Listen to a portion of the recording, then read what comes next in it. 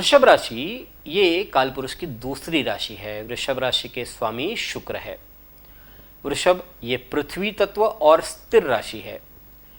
वृषभ राशि वाले जो लोग हैं ये आमतौर पर आज्ञाकारी, स्वामी भक्त और सहनशील होते हैं। साथ ही बुद्धिमान और तेजस्वी भी होते हैं।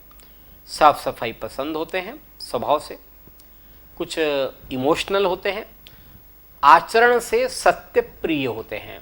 आमतौर पर नम्र, स्थिर, गंभीर और शिष्ट व्यवहार करने वाले ये जातक होते हैं।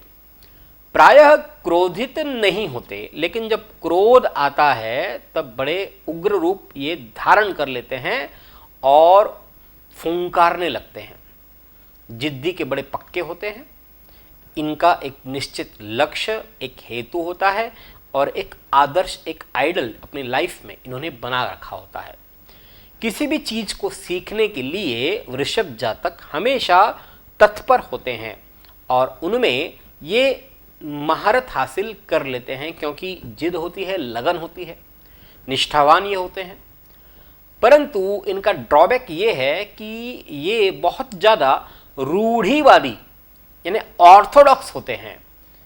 नई व्यवस्था, नए सुधार, इसके अनुसार ये स्वयं को जल्दी ढाल नहीं पाते। धन के साथ प्रसिद्धि भी ये कमाते हैं।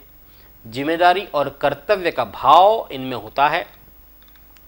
किसी भी प्रकार की जिम्मेदारी लेने के लिए ये हमेशा तत्पर होते हैं, लेकिन आमतौर पर इनके किए गए जो कार्य है उसका श्रेय कोई दूसरा ही व्यक्ति ले जाता है। अपनी पहचान अलग बनाते हैं। दुर्गुणों से आमतौर पर वृषभ जातक दूर रहते हैं और ये एक पारिवारिक व्यक्ति है। परिवार का साथ इनको बहुत ज़्यादा पसंद आता है। ये है इनकी विशेषताएं। अब गोचरी स्थिति क्या है? वृषभ जातकों के लिए इस वर्ष गुरु वर्ष के प्रारंभ से लेकर के 5 अप्रैल तक और फिर 14 सितंबर से 20 नवंबर तक ये भाग्य भाव में बैठेंगे। 5 नवंबर से 14 सितंबर और 20 नवंबर से वर्ष के अंत तक दशम स्थान पर गुरु का गोचर होगा। शनि की बात करते हैं तो पूरे वर्ष भाग्य में शनि विराजमान होंगे। राहु वृषभ में और केतु सप्तम भाव पर वृषभ जातकों के लिए भ्रमण करेंगे। तो ये थी गोचरीय स्थिति। अब परिणाम क्या है? वृषभ जातकों के लिए ये जो वर्ष है, वर्ष के प्रारंभ से लेकर के 5 अप्रैल तक भाग्य का साथ मिलेगा, क्योंकि गुरु शनि भाग्य में बैठे हैं।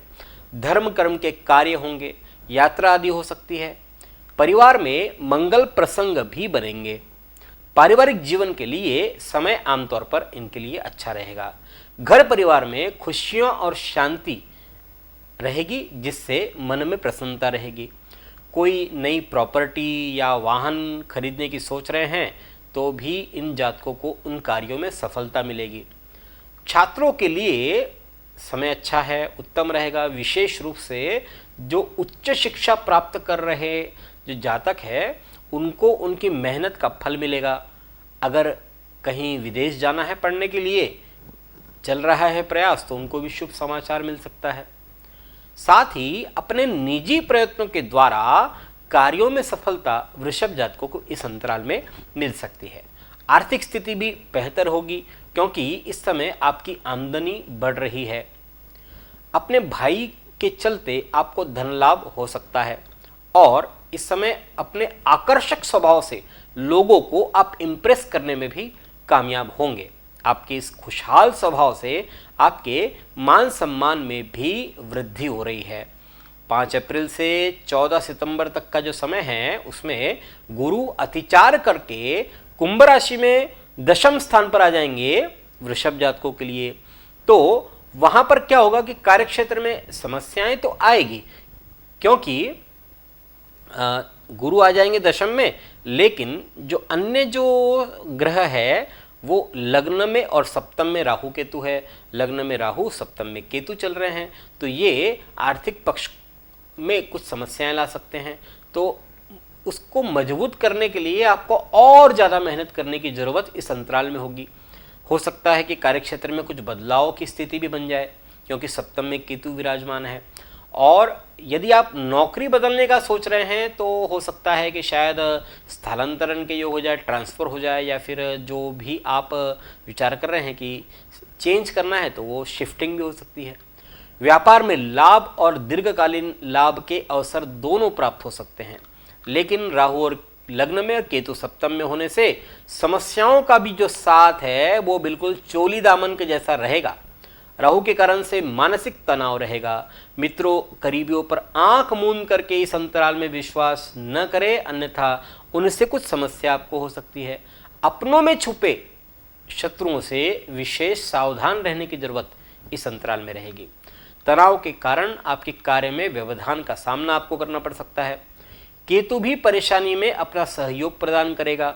दाम्पत्य जीवन में तनाव जरूर रहेगा। जीवन साथी के साथ वाद विवाद बढ़ रहा है, गलतफहमियां होगी, जिससे अकारण के फसाद होते चले जाएंगे इस वर्ष।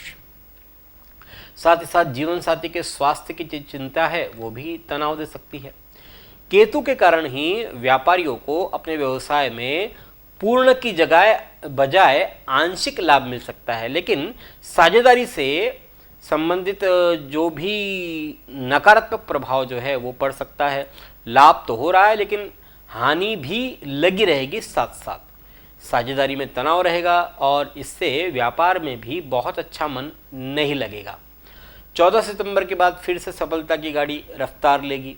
पारिवारिक जीवन में सुख और शांति वापस लौटेगी। माता पिता का स्वास्थ्य भी बेहतर रहेगा। प्रॉपर्टी संबंधी कोई निर्णय लेने में सफलता मिलेगी और जिससे भविष्य में लाभ की उम्मीद आप कर सकते हैं।